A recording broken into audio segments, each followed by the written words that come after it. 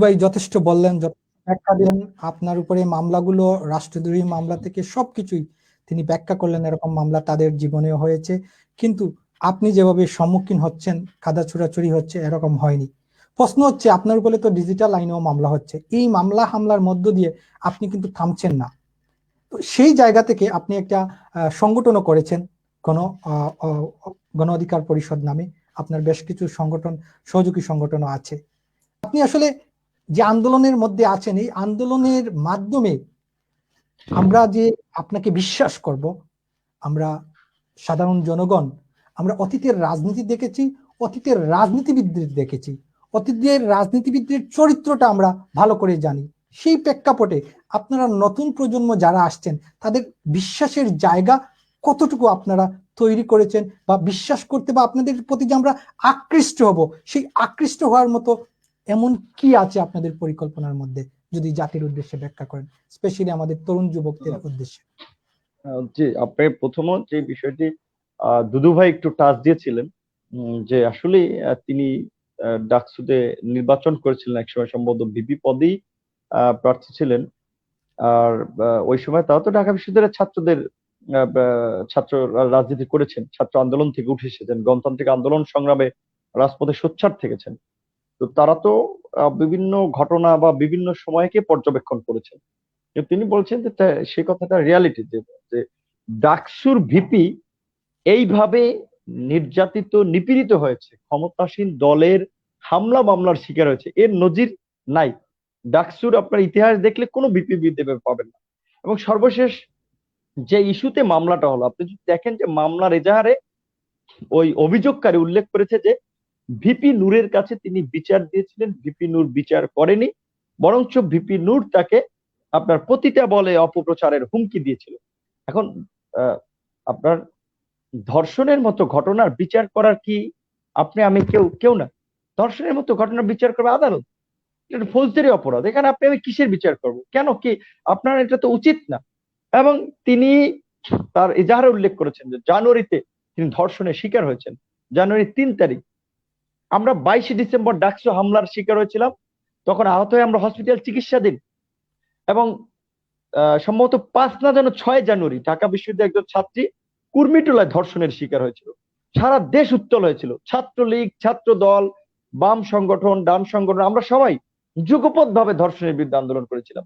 এবং আমি অসুস্থ শরীর নিয়ে তখন হসপিটাল থেকে মগবাজার কমিউনিটি ক্লিনিকে ভর্তি ছিলাম, কমিউনিটি ক্লিনিক অ্যান্ড হসপিটাল। সেখান থেকে আলটিমেটাম দিয়েছিলাম যে 48 ঘন্টার মধ্যে ধর্ষককে গ্রেপ্তার করতে হবে, অন্যথায় সারা দেশে দুর্বার আন্দোলন করে তোলা হবে। তখন 48 ঘন্টার আগেই কিন্তু ধর্ষক গ্রেপ্তার হয়েছিল। তো এই ছাত্রী যদি 3 তারিখ ধর্ষিতা হয়ে থাকেন, 5 তারিখ সারা দেশে ঢাকা বিশ্ববিদ্যালয়ের একটা ঘটনা উত্তল, তিনি তখন মুখ খুললেন না, আপনার কাছে এটা বিশ্বাসযোগ্য মনে হয়? সেকেন্ড পয়েন্টে আসেন, তার মামলার যারা বলছেন ভিপিনুর তাকে আপনার পতিতা বলে অপপ্রচারে হুমকি দিয়েছিলেন। আচ্ছা ভাই, আপনার কে যদি আমি হুমকি দিই, আপনি বলবেন যে চরিত্রহীনও বলেছেন আপনি ফেসবুক বার্তায়। না না, আমি বলছি যে এখানে আপনার আমি যদি আপনাকে হুমকি দেই, সেটা তো তথ্য প্রমাণের ভিত্তিতে আপনি মামলাটি করবেন। যারা এই মামলার এজাহারটি নিল, তারা তথ্য প্রমাণ ছাড়া একেবারে ভিত্তিহীন। আমি কালকে যে একটা থানায় জিডি করলাম যে ফ্রান্সের সাংবাদিক রোমেল আমাকে হত্যার হুমকি দিচ্ছে, তা আমার জিডি কি নিবে? কোন ধরনের ন্যূনতম তো কিছু অভিযোগের সত্যতা লাগবে। তো পুলিশ সেটিকে ইনভেস্টিগেশন করে নাই। আর এই ছাত্রী এই সপক্ষে যে তিনি বলেছেন নীলক্ষেতে তার সাথে আমার দেখা হয়েছিল, আমরা বিষয়টি মীমাংসা করার জন্য বসেছিলাম এবং তাকে হুমকি দিয়েছিলাম, এর সপক্ষে আমি বলছিলাম একটা প্রমাণ যদি তিনি দিতে পারেন আমি অভিযোগ মাথা পেতে নেব।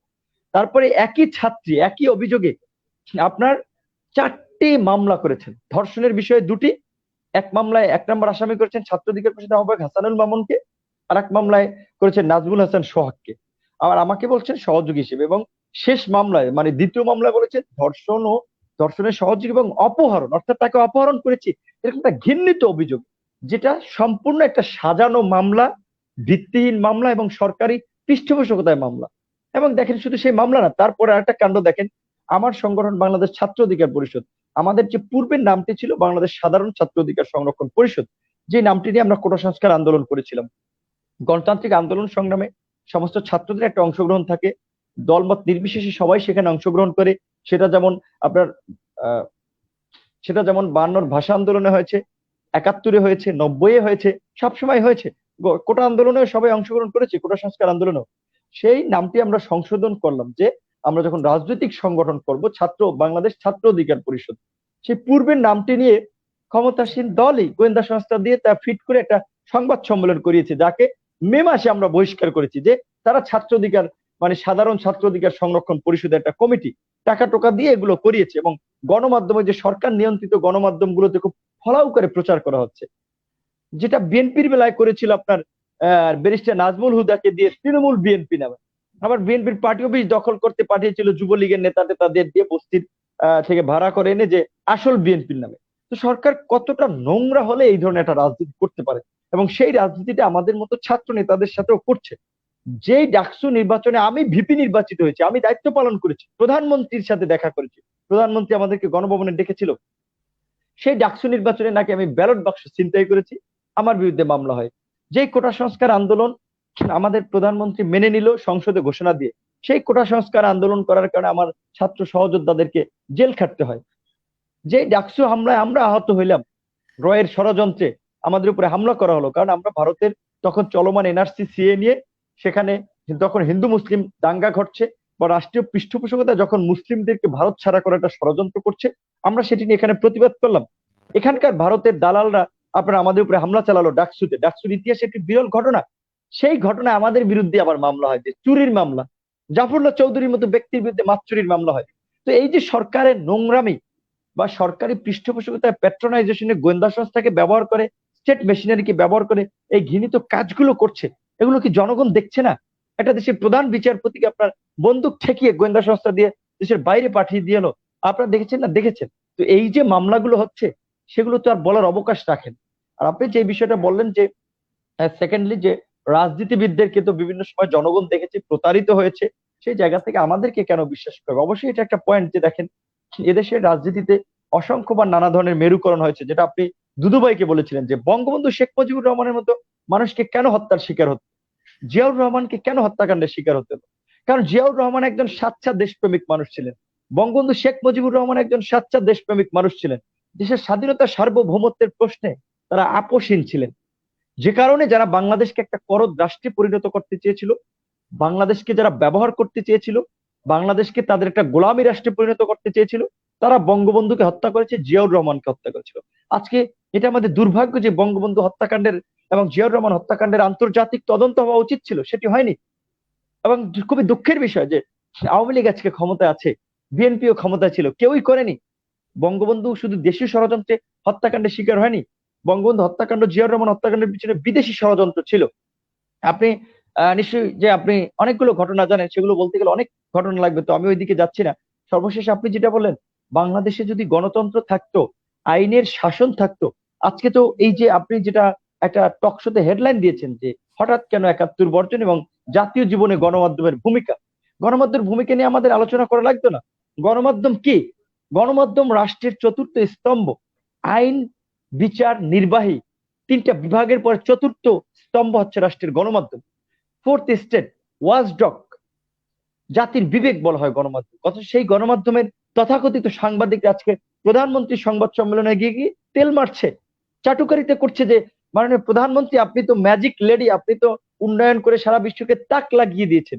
অবশ্যই প্রধানমন্ত্রী উন্নয়ন করেছে, আমরা অস্বীকার করি না, তার নেতৃত্বের গুণাবলী রয়েছে, আমরা অস্বীকার করি না। কিন্তু একজন সাংবাদিক কিভাবে এইসব চাটুকারিতা করতে পারে? তার কথাবার্তা একটা লেভেল থাকবে, একটা মার্জিত ভাষা থাকবে। আমি রাজনীতিবিদ, আমি আমার সংগঠনকে ধরেন সবসময় প্রমোট করব, আমার নেতা কর্মীদেরকে ফেরেস্তা বলে দাবি করব, কিন্তু গণমাধ্যম কর্মী কখনোই আমার নেতা কর্মীদেরকে ফেরেস্তা বলতে পারবে না। তারা খারাপ দিকটাও তুলে দেবে, ভালো দিকটাও তুলে দেবে। সে বাংলাদেশে হচ্ছেটা কি? আর গণমাধ্যম গুলো যেটা বলছে যে গণমাধ্যম, কিছু গণমাধ্যম চেষ্টা করছে এই দুঃসময়েও জাতির বিবেক হিসেবে কাজ করার জন্য, ফোর্থ স্টেট হিসেবে কাজ করার জন্য। নানা ধরনের নিয়ন্ত্রণের কারণে হয়তো অনেকে পারছে না, কিন্তু তারপরেও এই সময় আপনার আমরা যে কথাটুকু বলতে পারছি, জনগণের কাছে টুকটাক যে কথাগুলো যাচ্ছে, এখানে গণমাধ্যমের একটা ভূমিকা অপরিসীম। বিশেষ করে এখন এই যে আপনি যেটা বলছেন বা আমরা যেটা বলছি যে এই যে গণমাধ্যমগুলো তাদের বিশ্বাসযোগ্যতা হারানোর কারণেই কিন্তু আজকে সোশ্যাল মিডিয়ার আপনার জনপ্রিয়তা বা গ্রহণযোগ্যতা বেড়েছে। কারণ আপনি আপনার টকশোটি করেছেন, প্রায় এই মুহূর্তে প্রায় ৮-১০ হাজার মানুষ দেখছে। বাংলাদেশে একটা গণমাধ্যমও একসাথে ৮-১০ হাজার মানুষ দেখে দেখে কিনা যে বাংলাদেশে একটা গণমাধ্যম, আপনার গণমাধ্যমে এই অনুষ্ঠানে 8-10 হাজার মানুষ দেখে কিনা সন্দেহ। আপনি যান অনেকগুলো টক শো, অনেকগুলো নামি দামি চ্যানেল ফেসবুকে লাইভ স্ট্রিমিং করে, কয়জন দেখে আপনি দেখেন? কারণ হচ্ছে গণমাধ্যম তাদের বিশ্বাসযোগ্যতাটা হারাচ্ছে। গণমাধ্যম জনগণের দাবি দাওয়াগুলো তুলে ধরতে পারছে না, যে কারণে আজকে অনেক গণমাধ্যম আর্থিক সংকটে রয়েছে।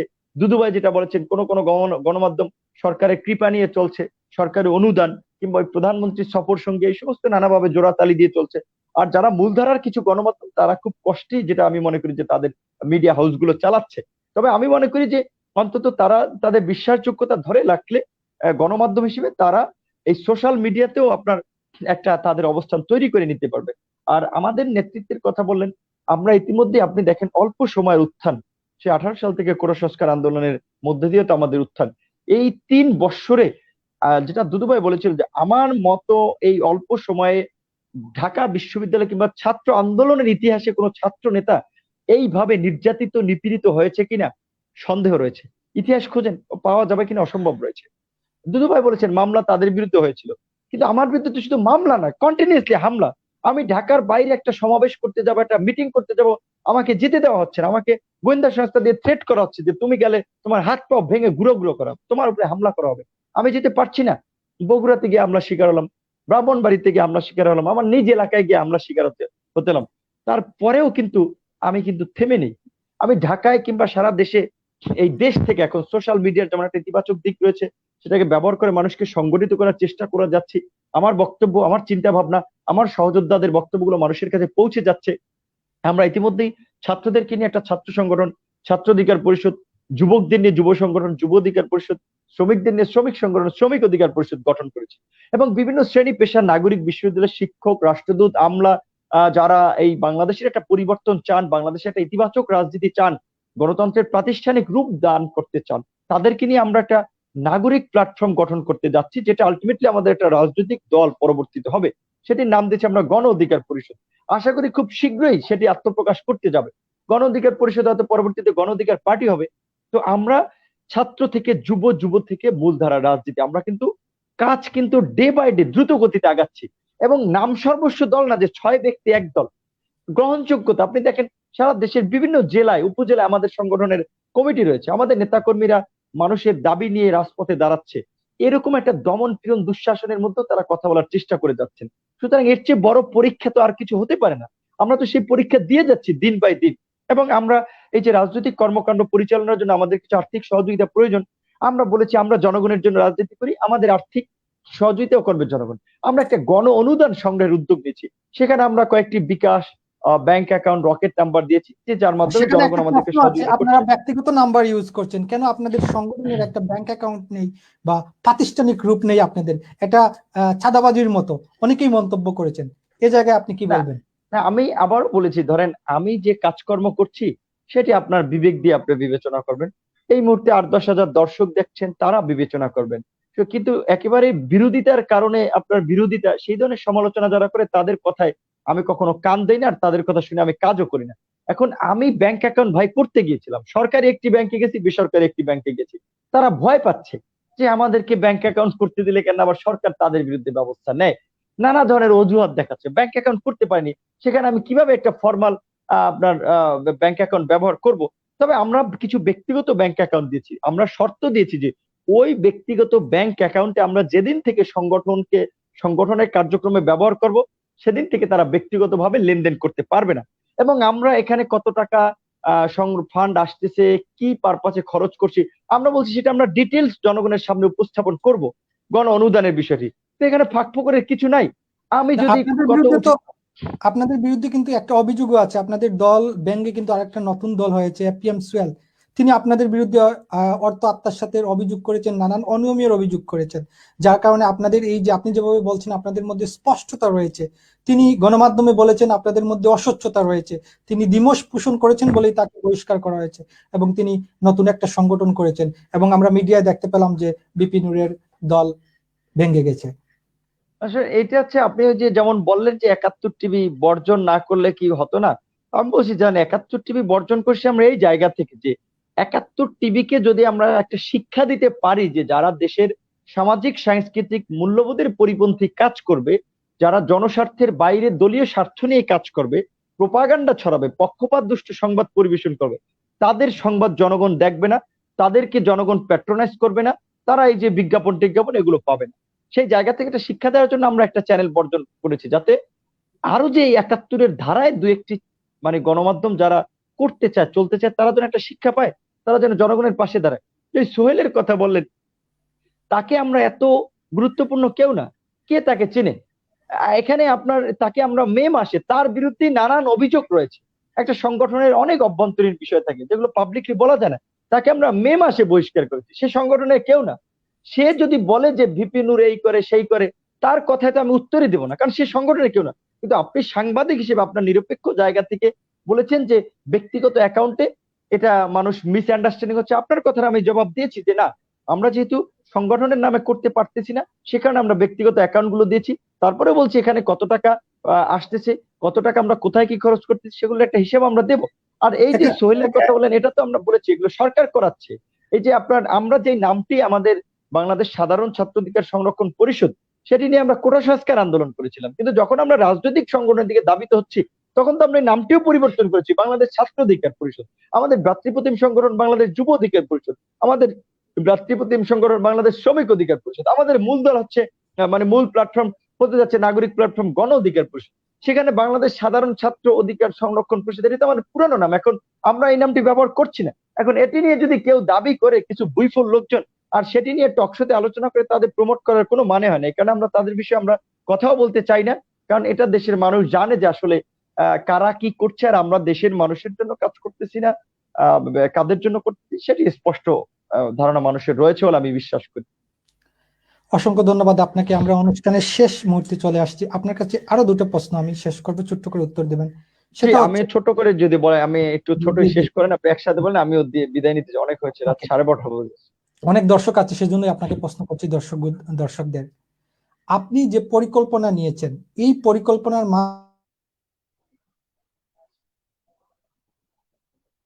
ঘটানো সম্ভব কি? এবং একটা সরকার স্বৈরাচারী যখন হয়ে যায়, তাকে পতন ঘটানোর জন্য যে আন্দোলন প্রয়োজন, সেই আন্দোলন করার মতো আপনার কি সামর্থ্য আছে? আপনার প্রথম প্রশ্ন আমি শুনি নাই, তারপরে যতটুকু আমি শুনতে পারছি সেইটুকু থেকে উত্তর দিতে চাচ্ছি। যে প্রথমত হচ্ছে, দেখেন, বর্তমানে যারা বাংলাদেশে ক্ষমতায় আছে, তারা ক্ষমতায় এসেছে একটা বিদেশি শক্তির আশীর্বাদ নিয়ে, বাংলাদেশের গণতন্ত্রকে ধ্বংস করার জন্য এবং বাংলাদেশে আইনের শাসনকে ভুলণ্ঠিত করে বিদেশি শক্তির একটা তাবেদার রাষ্ট্র হিসেবে বাংলাদেশকে প্রতিষ্ঠা করার জন্য তারা কাজ করছে। এবং তাদের আমলে উল্লেখযোগ্য কিছু ঘটনা, যেগুলো জাতির জন্য একটা ক্ষত তৈরি করেছে, এই জাতিকে যেটা বলি যে একটা মানে হচ্ছে যেটা বলে খুবই কষ্টদায়ক পীড়াদায়ক জায়গায় নিয়ে গিয়েছিল, সেই সেনাবাহিনীর ৫৭ জন অফিসারকে হত্যাকাণ্ডের মতো ঘটনা, কিংবা শাপলা চত্বরের সেই ৫ই মে আলেম ওলামাদেরকে যে হত্যা করা হয়েছিল নির্বিচারে, এই ঘটনাগুলো পরিকল্পিতভাবে ঘটানো হয়েছিল বলে আমরা বিশ্বাস করি। এবং সেটাই বলছে বর্তমানের সার্বিক পরিস্থিতি। এবং কিছুদিন আগে একজন সেনাবাহিনীর মেজরকেও হত্যা করা হয়েছিল, এবং সেই মেজরকে যে হত্যা করেছিল একজন ওসি, আমরা দেখেছি তিনি হত্যার পরে পার্শ্ববর্তী দেশ যে ভারতের দূতাবাসের সাথে যোগাযোগ করেছিল। তো এই সরকার ক্ষমতায় আছে এইভাবে একটা বিদেশি শক্তির প্রশ্রয়ে বাংলাদেশের গণতন্ত্রকে ভুলণ্ঠিত করে, বাংলাদেশের বিরোধী দল বা রাজনৈতিক শক্তিগুলোর উপরে মামলা করে, হামলা করে, এবং কাউকে আর্থিক সুবিধা দিয়ে। কিন্তু দীর্ঘদিন এই সরকার এইভাবে নয় করে ক্ষমতায় থাকার ফলে এখানে একটা দুর্বৃত্তের শ্রেণী তৈরি হয়েছে। আপনার সেটা প্রশাসনের মধ্যে রয়েছে, রাজনৈতিক দলের মধ্যে রয়েছে। যেমন ছাত্রলীগের সাম্প্রতিক, ছাত্রলীগ, যুবলীগ, স্বেচ্ছাসেবক লীগের কর্মকাণ্ড যদি আপনি দেখেন, সেখানে মোটা দাগে বলতে গেলে ছাত্রলীগ কি করছে, আপনার ওই যে দেখলাম আপনার একজন স্বামীর কাছ থেকে তার স্ত্রীকে কেড়ে নিয়ে ধর্ষণ, গণধর্ষণ করছে। রায়পুরাতে ছাত্রলীগের উপজেলা সভাপতি দেখলাম একটা অডিটোরিয়ামে আপনার ১০ম শ্রেণীর একজন ছাত্রীকে তুলে নিয়ে এনে ধর্ষণ করছে। স্বেচ্ছাসেবক লীগের নেতাদের সম্পৃক্ততায় দেখি যে আপনার ৭২ বছর বৃদ্ধাকে ধর্ষণ করছে। যুবলীগ কি করছে, আপনার নোয়াখালীতে দেখলাম একজন নারীকে বিভৎস করে, বছরের পর বছর নির্যাতন করে তার ভিডিও ইউটিউবে ছড়িয়ে দিচ্ছে। এবং ওসি প্রদীপ কি করলো, একজন সেনাবাহিনীর অফিসারকে মেরে দিল। আরেক ওসি মোয়াজ্জেম কি করলো, আপনার নুসরাত হত্যাকাণ্ডের আসামিকে বাঁচানোর জন্য সমঝোতা করলো। আরেক সিলেটের ওসি রায়হানকে ইলিয়াস, এখন আমি পুলিশ আমি বলছি হত্যা আমি করলো, আমি সেই please, পুলিশকে আমি গ্রেপ্তার বলছি যে করা হয়নি। আপনার বামনা থানার ওসি ইলিয়াসের কাণ্ড দেখলাম যে ছাত্রদের আন্দোলনে লাঠিচার্জ না করার কারণে তার সহকর্মী এসআই কে চর মেরেছে। এসআই আকবর সিলেটে একজন মানুষকে 10,000 টাকার জন্য পিটিয়ে মেরে ফেলেছে। তো এই যে প্রশাসন থেকে রাজনৈতিক দলে যে এই যে দুর্বৃত্তের শ্রেণীরা, এটা কিন্তু সরকারি দলের পৃষ্ঠপোষকতায় গড়ে উঠেছে, সরকারি দলের ব্যাকআপেই কিন্তু এরা দুর্বৃত্তপনা করে যাচ্ছে। কিন্তু তারপরেও বলছি যে আপনার রাজনীতিতেও আমি মনে করি যে আওয়ামী লীগ, ছাত্রলীগ, যুবলীগ অনেক ভালো মানুষ রয়েছে, তারাও চায় যে দেশে একটা পরিবর্তন হোক, কিন্তু দল করে যেহেতু ওই কাঙ্ক্ষিত পরিবর্তনের জন্য যে একটা গণতান্ত্রিক আন্দোলন সংগ্রাম, সেটির কোনো পূর্বাভাস দেখতে পাচ্ছে না, মাঠে সেরার অবস্থা দেখতে পাচ্ছে না, এই কারণে তারা চুপচাপ আছে। প্রশাসনের মধ্যে একটা বড় অংশ রয়েছে যারা জনগণের জন্য কাজ করছে, যেমন কিছু এই যে ওসি প্রদীপদের মতো, ওসি মোয়াজ্জেমদের মতো কিছু কুলাঙ্গার কর্মকর্তা রয়েছে, আবার অনেক দেশপ্রেমিক জনদরদি পুলিশ কিংবা প্রশাসনের কর্মকর্তা রয়েছে। তারা চাচ্ছে যে জনগণ ঐক্যবদ্ধ হোক, রাজনৈতিক দলগুলো ঐক্যবদ্ধ হয়ে একটা গণ আন্দোলনের ডাক দেবে, তারা জনগণের কাতারে এসে দাঁড়াবে। কিন্তু দীর্ঘদিন ধরে নানা কারণে, যেটা আপনার দুদু ভাইকে বলেছিলেন, কারণ রাজনৈতিক দলগুলো নানা হিসাব নিকাশ আছে, নানা কারণে ঐক্য হচ্ছে না। কিন্তু বাংলাদেশের ইতিহাস বলে যে সবসময় যখন এই জাতি সংকটে পড়েছে কিংবা গণতান্ত্রিক আন্দোলন সংগ্রামে সবসময় ছাত্র যুবকরাই এই জাতির ভ্যানগার্ড ছিল, সংকটে অগ্রণী ভূমিকা পালন করেছিল, দলমত নির্বিশেষে তারা রাজপথে নেমে এসেছে, সোচ্চার ভূমিকা পালন করছে। বর্তমানে আন্দোলনগুলো আপনি দেখেন, সে 2018 সাল থেকে কোটা সংস্কার আন্দোলন, নিরাপদ সড়ক আন্দোলন, বিভিন্ন প্রশ্নফাঁসের বিরুদ্ধে আন্দোলন, আজকে ধর্ষণের বিরুদ্ধে আন্দোলন, রাজনৈতিক দলগুলোর চেয়ে ছাত্র যুবক তরুণদের ভূমিকাটাই রয়েছে সেখানে। ছাত্র সংগঠন, ধরেন আমরা ছাত্র অধিকার পরিষদ থেকে বেশ কয়েকটি আন্দোলন করেছি, বাম সংগঠনগুলো বেশ কয়েকটি আন্দোলন করেছিল, সাধারণ শিক্ষার্থীদের একটা বড় অংশ, সামাজিক সংগঠন, সাংস্কৃতিক সংগঠন, তারাও কিন্তু রাজপথে নেমে এসেছে। এর মাধ্যমে এভাবেই কিন্তু আমরা দৃঢ় বিশ্বাস করি যে এই প্রতিবাদী চেতনাই একসময় একটা গণ আন্দোলনে রূপ নেবে, এবং সেই গণ আন্দোলনের মধ্যে দিয়ে এই দুঃশাসনের অবসান করবে, এই স্বৈর শাসনের অবসান করবে, এবং সেই আন্দোলনের মধ্যে দিয়েই বাংলাদেশে একটা গণতান্ত্রিক বাংলাদেশ প্রতিষ্ঠা পাবে। তবে জনগণ তো আপনার নিজের জীবন বিপন্ন করে আন্দোলন সংগ্রাম করবে, কিংবা ত্যাগ স্বীকার করে আন্দোলন সংগ্রাম করবে, নির্যাতন নিপীড়ন করে আন্দোলন সংগ্রাম করবে।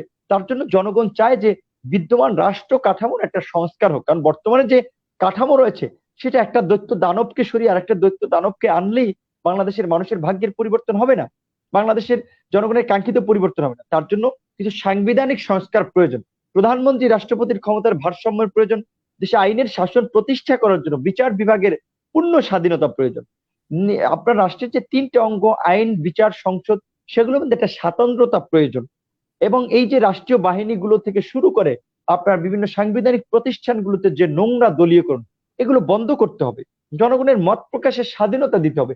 এর জন্য কিছু আপনার, আমি মনে করি রাজনৈতিক দলগুলো একটা ঐক্যমত প্রয়োজন। তবে আমরা কাজ করছি জনগণের সেই রাজনৈতিক দলগুলোর ঐক্যমত প্রতিষ্ঠা করার জন্য, কিংবা জনগণের এই কাঙ্ক্ষিত পরিবর্তনের জন্য। আশা করি যে জনগণ আমাদের ডাকে সাড়া দিবে, এবং যেভাবে এই দুঃশাসনের বিরুদ্ধে অলরেডি মানুষ জেগে ওঠা শুরু করেছে, সেই আপনার মিশর কিংবা আপনার সেই লিবিয়া, কিংবা বিভিন্ন দেশে যেভাবে স্বৈরাচারদের পতন হয়েছে, এই বাংলাদেশেরও এই দৈত্য দানব স্বৈরাচারদের পতন হবে। এই বিদেশি শক্তির দোসর, বাংলাদেশের গণতন্ত্রের শত্রু, এই যারা জনগণের বিরুদ্ধে গিয়ে কাজ করছে, তাদেরও নির্মম পরিণতি হবে। আর তার আগে যদি তাদের উপলব্ধি হয়, বোধোদয় হয়, তারা যদি একটা ফ্রেশ ইলেকশন দেয়, তাহলে তারা হয়তো একটা সেফ এক্সিট পেতে পারে। সেটা ডিপেন্ড করতেছে যে তারা কি করছে, এবং তাদের কার্যক্রম পর্যবেক্ষণ করে জনগণ তাদের সিদ্ধান্ত নেবে। এবং আমাদের উপরে যেমন যত হামলা মামলা দমন পীড়ন হোক না কেন, আমরা রাজপথ ছাড়ছি না, আমরা গণতন্ত্র প্রতিষ্ঠা করার শেষ পর্যন্ত লড়াই সংগ্রামে আছি এবং থাকবো। একটা কোয়েশন, 1 মিনিট আমার হাতে সময় আছে। আপনি তো 71 টিভিকে বয়কট বা বর্জনের ডাক দিলেন, আর কি আপনার পরিকল্পনা আছে বাংলাদেশের কোনো টিভিকে বয়কট বা বর্জন করার? না, আমার কাছে 71 টিভির মতো এরকম ন্যারো সাংবাদিকতা, পক্ষপাতদুষ্ট সাংবাদিকতা, প্রোপাগান্ডার সাংবাদিকতা আর কোন চ্যানেল করে বা গণমাধ্যম করে বলে আমার দৃষ্টিগোচর হয়নি। সুতরাং আর কোন চ্যানেলকে আমরা বর্জনের মতো ডাক দিতেও চাই না। 71 টিভির মতো কোনো গণমাধ্যমই বাংলাদেশে আছে বলে আমার মনে হয় না। সেই জায়গা থেকে আর কোনো চ্যানেল বর্জনের কোনো সিদ্ধান্ত আমরা নিতে চাই না। মোটা দাগে হচ্ছে যেটা, আমরা 71 টিভিকেও আমরা বর্জন করব না যদি তাদের চরিত্রের পরিবর্তন হয়, যদি তাদের সম্প্রচার নীতিমালায় তারা